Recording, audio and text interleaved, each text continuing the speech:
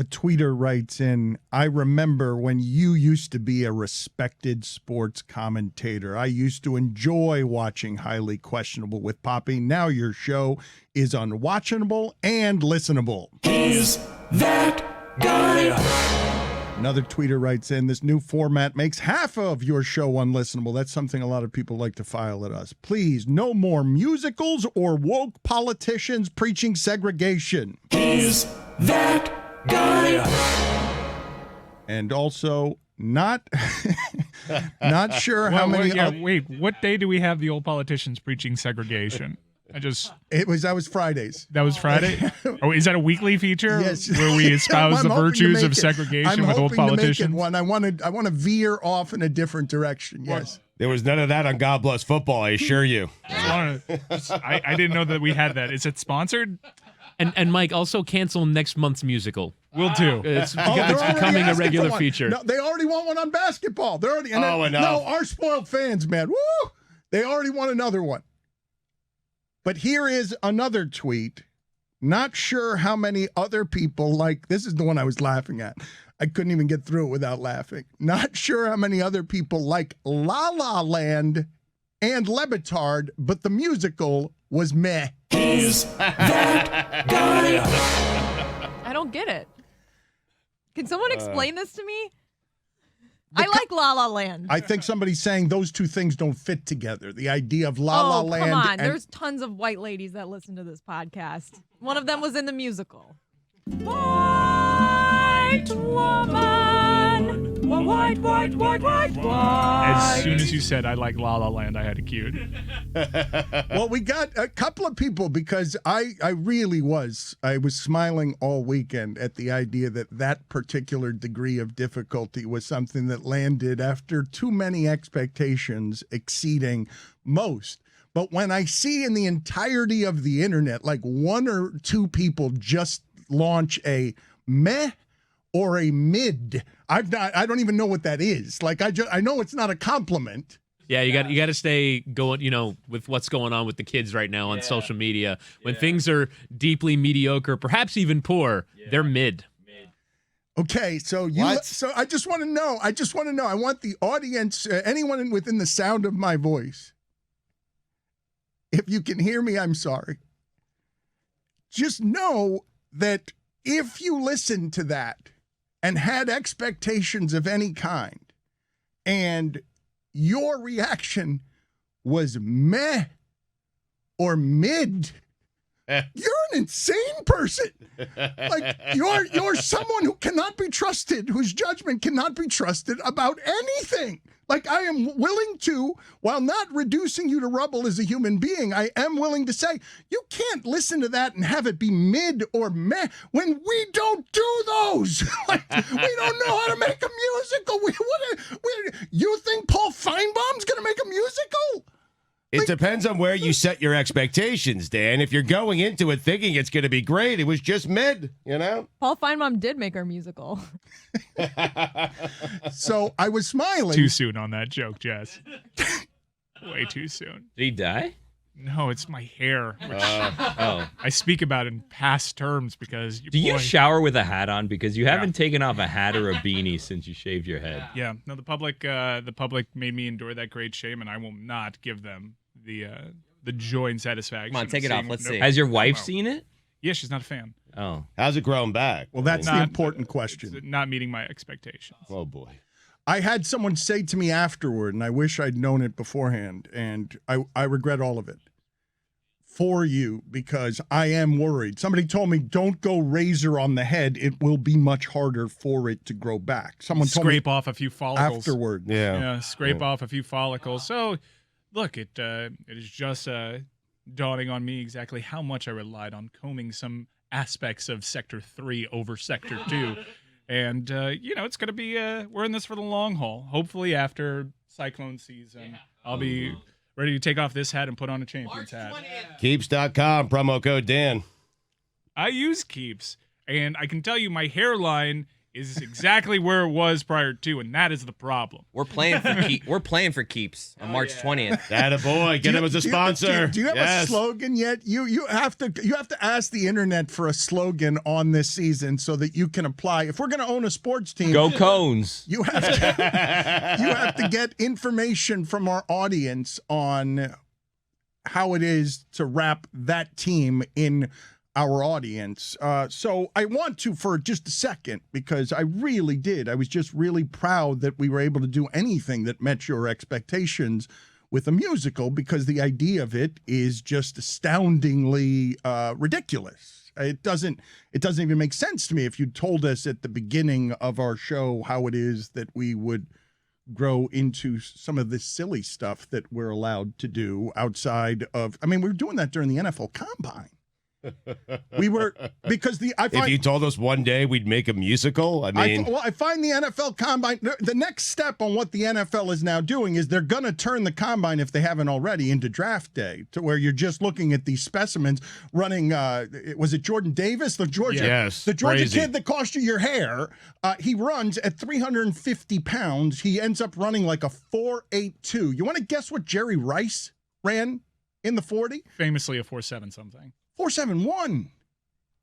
You got a 340-pound dude, and football's going to turn the NFL. It's going to be about Pickett's hands, and it's got, like, they will turn the smallest thing into the biggest thing. For us to counter that by making fun of the NFL in a way that also embraces our addiction of the NFL, I was just very proud of what we did, and I will not allow you to call it meh or mid, but the internet's not a real place. So I ask you, Juju, to please continue doing what you did this weekend, where after LeBron scored 56, you posted me saying LeBron was done. And I do want the separation between our social accounts and the inside joke for our show, because I want our show to get the joke as I get dragged by the internet on not actually saying that he was done, but Juju misrepresenting me. I want to fill the internet with misinformation, and that is a joke to just our audience. So I want to get dragged on he's done on LeBron as if I am a LeBron hater.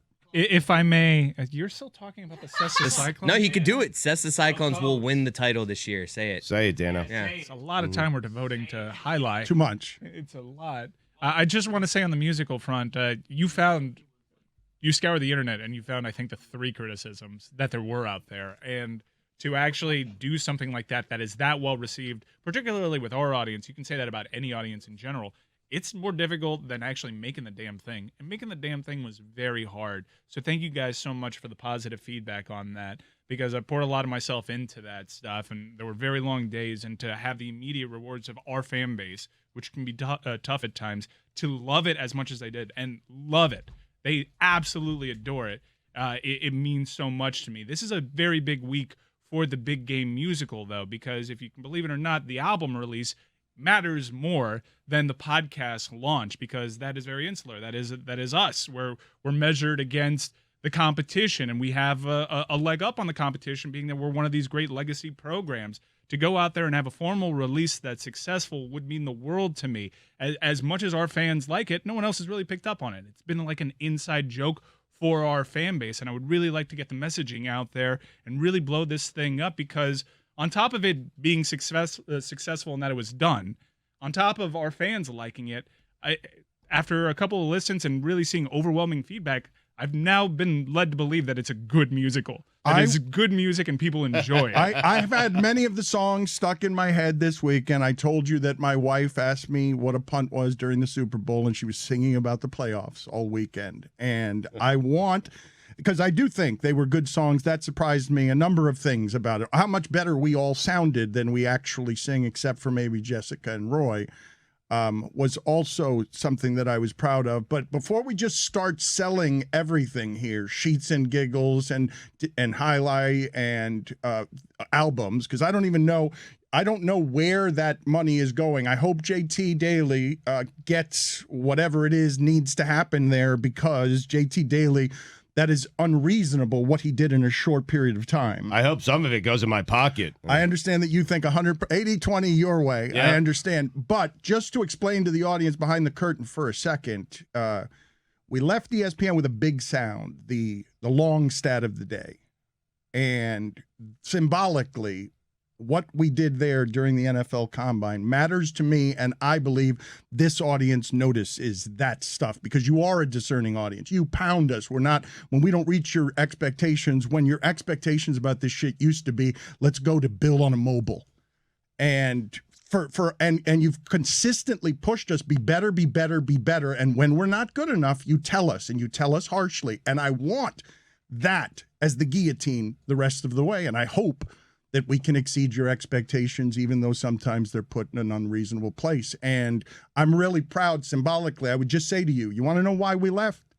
That's why we left. Like Chris Cody, yeah, because we're a family. Obviously, we want to do this shit together for the rest of our professional lives. But that's why we left, so that we could do something like that during the NFL draft combine. And old politicians espousing the virtues of segregation every Friday. How do we frame that so that it has a sponsor? Who is the sponsor that we would go to? I would love to see who's stepping up to the plate to say, yeah, we're pro segregation with this old timey. You might find somebody. Actually, let me walk that back. My pillow guy might find a few. Maybe we put People my feel pillow. passionately about pillows now. Maybe Sheets and Giggles, we merge with My Pillow, and we all come together around the comforts of sleeping well. For me, making the musical was delivering on a promise. That, well, hey, once we get our sea legs here, as pirates, no pun intended, that we'll be able to make some really ambitious stuff. I know from experience, and they have a different way of operating at ESPN, that it doesn't pass a conceptualization phase over at ESPN. No, all our stuff died. It just died many steps before that. It would be several chain emails and everybody trying to weigh in to just say no in different ways. And this is the first place that everyone kind of understood that, well, how are we going to do that? This is wild, but it was the first place that it was met with a yes. And so once we got the yes, it was all about making the damn thing. And I'm very happy with the results. And yeah, I want the album to be very successful. I want it to chart in soundtracks and comedy. And I think, I don't know which is going to be the chart-topping single. Everybody has a different favorite, which I think is also another great great bit of feedback for the musicals. Everyone seems to love a different song.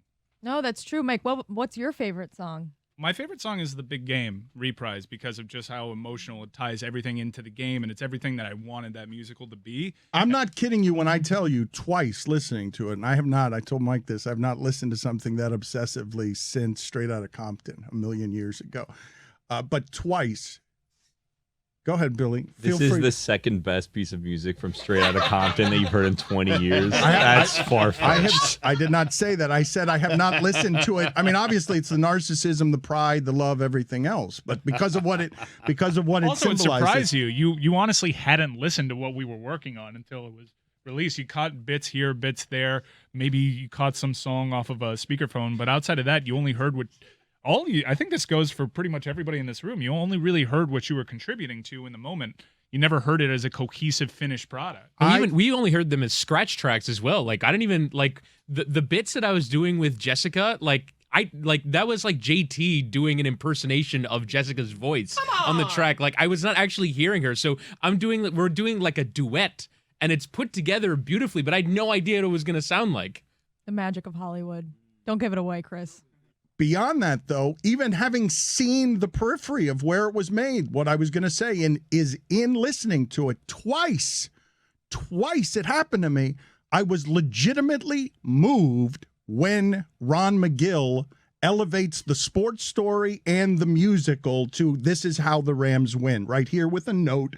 It's Cooper Kupp. Twice it got me because of how well Whittingham did the call, how well it was written, and that the last song would elevate to a...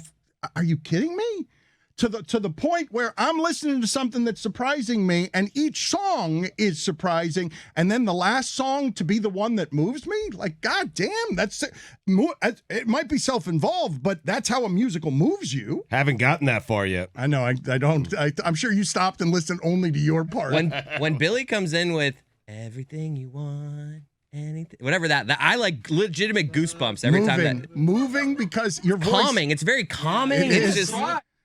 Well, one of the great jokes is hearing the voice that appears and being like, "Oh, that's so and so." Like a meme came out, and I envisioned him in a musical, running on stage drunk, doing jazz hands and then running off. Can I make an admission here? I could not tell who anyone's voices were. Like, to me, there's all white dude voices in the background. Like, I couldn't tell Billy from Chris. Some of the backing vocals, I'm like, is that me? I can't even tell if that's me or not. Everyone has the same voice to me. Listen to it on headphones. Except Stugotz. Don't just listen. Oh, I listened to it at least 15 times. Headphones, car stereo, headphones, iPhone. But my voice is so unique, is what you're saying? I mean, if you were in the backing vocals of anything, like it stood out. It's another reason why I'll pump up the upcoming album release, because there are limitations for how we post sound on our podcast. It's a bit more muffled than intended, so you'll have a very good listening experience on the album as it was intended, as opposed to having to make certain concessions on the audio side. Enough selling of our stuff. Let's sell somebody else's, because this playground has plenty of room on it. I cannot believe that Pat McAfee is wrestling in Wrestlemania. Like, congratulations, dude. Talk about something moving, Stugotz. Bets on himself, says punter life, isolation, no fun for me. I'm a creative. Bets everything on I'm leaving early, and is just having the time of his life and being rewarded for it at every turn. He's wrestled once that I've seen, and it was great. And to be on Wrestlemania, to have the courage for it, right? Because I've imagined another thing people are asking is us to do that musical, to actually do it, to perform. Let's do it. Not happening. To perform, not without a giant appearance fee for Stugotz. You got it. Yeah, part's cool. That McAfee would arrive. Period. Well, he's really good at this. Like, I don't know about the wrestling portion of it, but he's just good at media. He is good at radio. He is good at delivering a message. He is good at having fun. Because I hear so many people say, hey, I want what McAfee has. Hey, you have to be good at it. Like I tell people, you have to start at being really good at it, being a good communicator, and he is. But very few, Stugotz, very few are so good at what you're talking about that they go from I'm quitting a punting career in my prime, leaving the isolation of football because it kind of blows to be a punter in football. None of the other guys think you're football players, and you're just spending your day kicking a football and wasting your life. But it pays well. And if you're good at it, it pays well. And he decided, bleep that, I'm leaving in my prime, and I'm betting on myself. And holy shit, did he cash that bet. And I'm thrilled for him, because, Mike, you could speak to this as a wrestling fan. Come on, man. To just have the confidence to do that. He's not a wrestler. It's not the speaking parts, Stugotz. That is a discerning audience that is going to demand from him a wrestling match that's not acting. Right. He's going to wrestle he's going to wrestle in front of 100,000 people. He's got to perform athletic things. And the last time I saw him perform something, didn't he jump off a turnbuckle and knock down a bunch of guys on a backflip or something? He jumped off a cage. He's impressed his 2 times in WWE ring in NXT, which was their developmental brand now. But it's called the Showcase of the Immortals, Dan. This is Wrestlemania, grandest stage of them all, and he's being trusted with a wrestler that they have high hopes for, and he's being trusted to advance a storyline. They made the storyline on his podcast, on his YouTube show that's massive, where he sat down with Vince McMahon for his first interview in 15 years. No, things are going pretty well for Pat McAfee. The balls, though. The balls. Like, are you kidding me, Stugotz? I would shit myself on stage if I had to perform that musical in front of 100 people. Sure. This dude's gonna wrestle in front of 100,000 people. Does he appear, though, that he lacks confidence? Like, Dan, I know he was a punter, but he's done things in front of large crowds before. He's an athlete. Stugotz, I mean, would you think of you doing this for a second? I know you have this delusional self-confidence, but I want you to imagine what I'd be a nightmare. No, but what? Not. I don't want you to imagine yourself as Pat McAfee. I know you've done that a million times. Yes. What I'm saying is, imagine yourself couple of minutes ago in front of an arena of 100,000 people being asked to do something well that you've not been a professional trained at it. Dan, I'm trying to tell you, I would be a nightmare. I would be nervous. It would not go well. 100,000 people? No, that would not go well for me. It's crazy.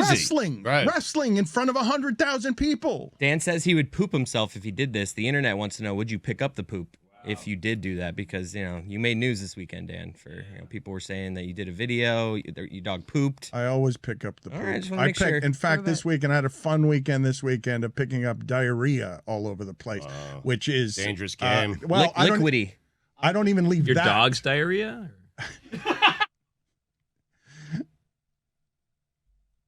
General diarrhea. Community service. What are we doing? Speaking of diarrhea, how do you think Coach K feels as his last home game? Where the legacy's ruined, I think. Oh right? But it's it's over. just so embarrassing. Wonderful. So embarrassing to lose to your rival. You were an 11-point favorite. It's your last game, and tickets, Stugotz, were going for like $6,000 on average, and it was the highest average price of a ticket in sports in all but 3 Super Bowls since 2010, which is that's Vivid Seats is the stat on that. Like only 3 Super Bowls have had a higher ticket, and to honor his last game legacy career, God, that had to feel so good for North Carolina and America to just be able to laugh at Duke.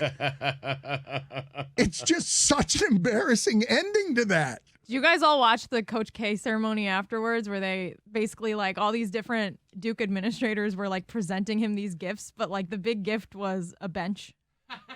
Just a bench that says like Coach K outside the stadium or the arena. After all that? I thought you were going to mention that after the game, he said, today was an embarrassment. An embarrassment. And I was thinking, like, did, like, the Duke fans, like, beat up each other outside the arena? Like, no, it was just losing to North Carolina. He described as that kind of embarrassment. Oh, no, you missed the best part was when he went up to the mic and he told the entire audience just to, like, shut up. He was like, quiet down, shut up. They did shut up. Delicious. Well, yes. These people paid like tens of thousands of dollars to watch his last game and get scolded by him one last But the time. place I went love it. silent. I mean, Jerry Seinfeld sat there with earplugs. Come on, man. Oh, You're going to go to Cameron Indoor Stadium and put earplugs in? What are you doing? Well, there was one person I was thinking of. You mentioned Seinfeld with earplugs. You guys saw what happened to Big Baby. God, it was funny. During the Celtics-Nets game where they go to the camera shot on the side, and it's Big Baby Davis courtside, and they're like, former Celtic great Big Baby Davis, and they're there. But they're not just there. Thank you, Stugotz. That was important there. Okay, whatever it is that they said about Big Baby, fat guy, whatever it is they said, they were going there to show, here, this is a big game, Nets Celtics. All the guys who used to play for the Celtics are sitting in the stands and watching. And then not only that, but audio. And you heard the audio of Big Baby Davis pulling a Stugotz and saying, oh, these are your seats? And he had to get up. Like at the most embarrassing moment, he had to get up because he was sitting in seats that were not his. And he was doing the Stugotz move of sitting closer to the game that he could actually afford. Is that the move right there? You have to be surprised. Oh, these are your seats? They're not mine? You're asking as if you don't know. I think he needs to stand up there and be like, oh, you know what? Look at his ticket. I'm on the other side of the court. Yeah. My bad. Yeah, other side of the aisle, right? But the one I thought of, Stugotz, was not you. The one I thought of from our show this weekend was absolutely Billy, because you must have loved the anarchy of Coach K losing that game to that team and the entire party just becoming a shit show. Like what was supposed to be a celebration. You, the agent of chaos. It's an embarrassment for him on his career, right? Like that's the worst way that his home career could end. I talked to someone that went to North Carolina. I'm like, do you love this? And like this, they can't say anything to us for 20 years. 20 years, that one game.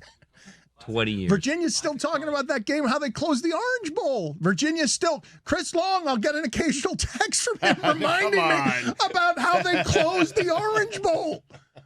I think that North Carolina would take that over a national championship. Yeah. Oh, for sure. Like the North Carolina fans, like it being Coach K's day, and it ends with North Carolina students flooding the streets, the main intersection on the UNC campus, because they're so delighted with a win from an unranked team. Like that is the exact opposite of the way you want that to end. But this is what I found great about it, and why it is Billy, agent of chaos, great. He also seems like a grumpy guy, to be honest with you. Telling everyone to shut up, like, okay. Hey, go enjoy your bench, buddy. I was uncomfortable with that as well, Billy, because you know what? His kids probably felt bad enough they didn't win that game for him, and he's making them feel worse in front of a national audience. I mean, get over yourself. All about him, this Coach K. There was a lot of pressure on them to win with 30 NBA players there, former Duke players that they're playing in front of, plus people who spent tens of thousands of dollars to watch this game, which is just a regular season game still. They still have to play in the ACC tournament. Coach K has more games left to coach.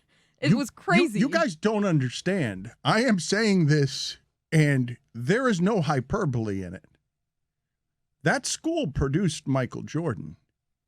That night, the greatest North Carolina basketball victory that there has ever been. To beat that coach, you know how they make those nostalgia, or they used to make those nostalgia videos for fans of something, and they're like, here's the Super Bowl victory. Watch it on cassette for 10 years. There will be documentaries made about how good North Carolina, the school that produced Michael Jordan, how good those fans feel. I think they give back all their championships, not one, and it's because it's fueled by. I think they give back all their future championships. Your move, Dan. Sports, when you got hate wrapped up in it and you can embarrass your rival and you can walk away with, they can't say shit to me for 20 years until my children have children. They can't say anything to me. Duke, which has been like my nemesis for the generations. That's crazy how good that had to feel. You know what this is going to come down to, though, Dan? An argument between the goodbye tour for Coach K and the classy exit like Roy Williams. That's all this is. The goodbye tour had to make this whole Roy season did it the about right Coach way. K, but Roy, he quietly stepped away. He was all there about one the day, players gone the whole next. time. Yeah. Exactly. Didn't make it about himself. Name Thank on the you, front of Witty. the jersey, bigger than the name on the back. Guillermo, put this on the poll, please, at LeBatard Show. North Carolina fans could only have one. Help me out on how to word this, Stugotz, because the question I am asking you is, if I tell North Carolina fans you have to have Duke is going to actually win the championship this year. They're going to, after that game, they're going to win all their games and they're going to win the championship. You have to watch that. But I still give you the ability to just shit on his big home ending party. Do you think North Carolina fans would take that? I don't know if they give back national championships to win that game. Like the 82 national championship with Michael Jordan. I'm not saying he hits that shot against Georgetown. I'm not saying give it back. What I'm saying is that the feeling's better. I'm saying that the feeling, because it's not just victory. Right, they didn't win a championship. But the laughter, the hatred, the history, I'm just saying the feeling's better. No, I'm not saying if you had to trade it straight up that they would actually do that. But I'm saying the night they won the championship, they will not laugh about 10 years from now the way they will laugh about what they just did to his retirement party. And they have a shit team. This isn't even a good Carolina Blew them team. out. They were unranked. Double-digit underdog, blew Duke out. I'm telling you, Stugotz, think about the times that you felt best as a sports fan, all of you listening to this, because I know I'm a Jets fan, but yeah. Have you ever? You've got all sports though, because I'd argue that the best this city's ever felt is when you could be hated and have a rival, and it was those Heat teams of LeBron and Dwayne, and it was those University of Miami football teams. And when you throw those ingredients in, you end up remembering things 30 years. I just was watching a documentary on HBO about Larry and Magic. And Larry said, yeah, everywhere I go, whatever country I go, where's Magic? Where's Magic? And Larry said, they will be talking about this 100 years from now. And I wanted to question it. But if we're still playing basketball 100 years from now, they probably will be talking about where it started. Underwater? Where are these games even being played? But Dan, I would argue that being a hater and being hated are essential parts of sports fandom. And Duke fans they probably have already exited out of their podcast app by the start of this segment.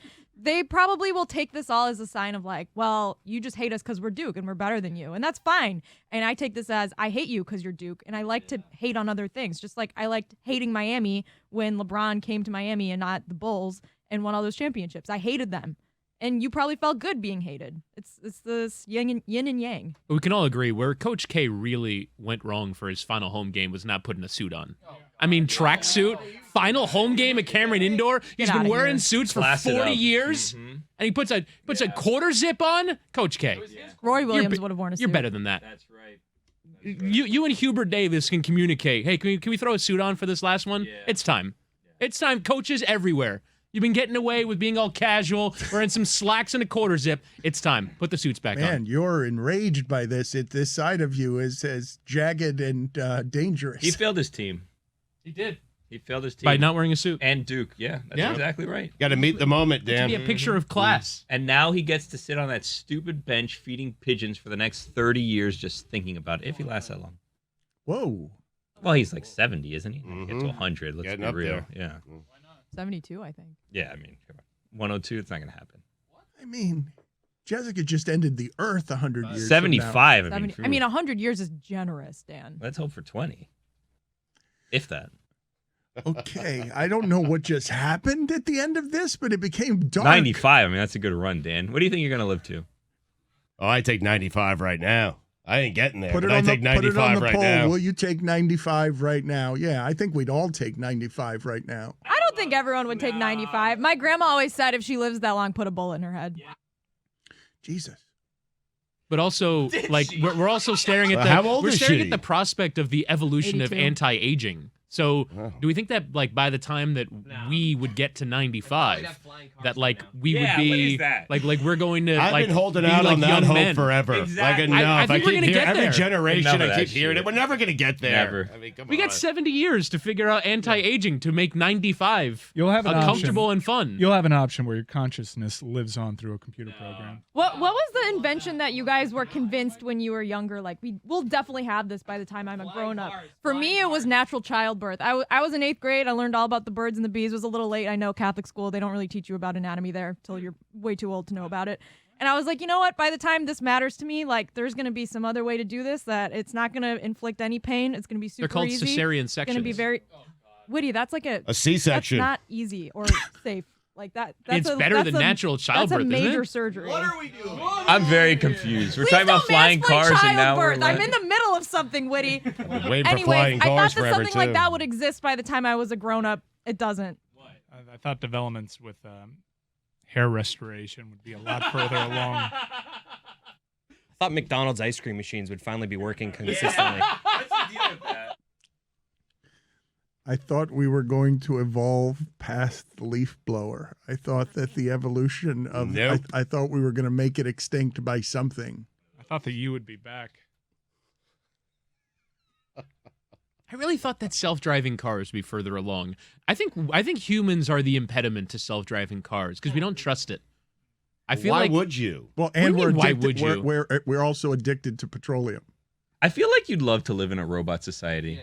I just want to live in a world where I have self-driving cars because I hate driving. I hate driving. Why? Same. I hate driving. Huh. It's an hour and 20 minutes in the car every day. I want to be doing something else. What would you be doing? Reading. Ugh. I'd You could also have love to get a book. Waste of train. time. A train. What or, I like, would give for just public an hour and 20 transportation. minutes You in the live in car. Miami. There's plenty of people reading their entire time they're driving. That is also why I hate driving around here. Because of that. People are like, you know what? I don't want to drive for an hour. I'm going to go on Twitter for an hour while my foot is on the gas. Are you alarmed at how many times you're on the highway and you look over and somebody's in their phone? How many times? You mean how many times have I not seen that? It's crazy. I Counted on one I hand. was just in LA. Everyone's on their phones everywhere. Enough No, with this but- Miami. No, like no, only no, in Miami no, but people Chris are on their is right. phones. No, Chris is Chris right. is right about, yes, you were just in LA, and I'm sure they also do it in LA, but there's a lot more traffic and stop and start in LA. I'm alarmed by the number of people moving on the highway in their phones. Like, they drive past me on the left and the right, and they're driving, and they're looking at their phone. That's the norm now. It doesn't alarm me. I'm alarmed when I turn around or I look, to my left and I see someone with two hands on the wheel, like driving like a normal person. Yeah, you know? murder. Not a normal place. I'm confused. 10 and What 2, what yeah. did you think the advancement in childbirth would have been? I don't know. Like, I didn't really think too deeply about it, Billy. I was just like, like, this seems really archaic and like kind of unfair that Like women at the have bank, to go the through suction? this. There's gonna be a different way to do this. Or in like the 20 things at years. Publix where you put in quarters and you turn, and then like a I guess a Yeah, fetus would come out. or they would whatever. just make it like, safer, easier, not ruin your body afterwards. I don't know. I thought there'd be something, but What's the sack the baby's in? Whoa. the placenta. Yeah, like you do it and like it's just a bunch of placentas, and then it opens like, oh, my baby. I thought by now we'd have flying cars. All the movies I was watching. Could you imagine? Flying cars No, are scary that- as shit. I'm that's- sorry. It's a bad idea, man. No, that's a horrible idea, flying cars. We can't even deal with cars on the road. Imagine them crashing in the air and then coming down and landing on people and dogs. Self-driving flying cars. That's the answer. We cannot be trusted to fly in the air. But Yeah. if computer programs are getting this done, Ugh. no Who accidents. makes the computer programs Enough though? with We do. computers. Floating stop sign. What did you say we should put on the poll, Chris? Our flying car is scary as shit.